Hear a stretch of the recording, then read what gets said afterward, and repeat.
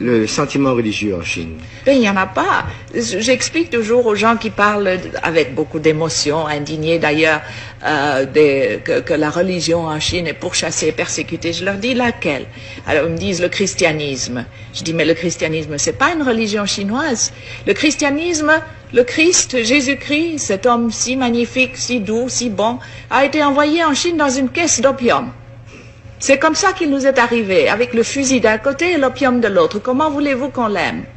Comment voulez-vous qu'on comprenne le christianisme? La première chose que les missionnaires faisaient quand ils étaient un peu casés, c'était durant les temps de famine et d'inondation, quand les pauvres paysans n'en pouvaient plus, de les convertir en leur donnant un bol de riz. Vous mangez, on vous baptise. Si vous ne voulez pas être baptisé, vous mangez pas. C'est ce qu'on appelait les chrétiens du riz. Comment voulez-vous qu'on aime ça? Et puis alors, ils achetaient à tour de bras des villages. L'Église catholique est devenue grand propriétaire terrien. C'est à elle qu'appartenaient à Shanghai tous les districts de prostituées.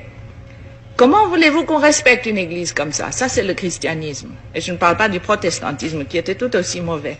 Le bouddhisme aussi a été importé. La Chine elle-même n'a jamais pu évoquer, n'a jamais vraiment créé une religion. C'est vraiment extraordinaire. Elle a eu le moralisme avec Confucius.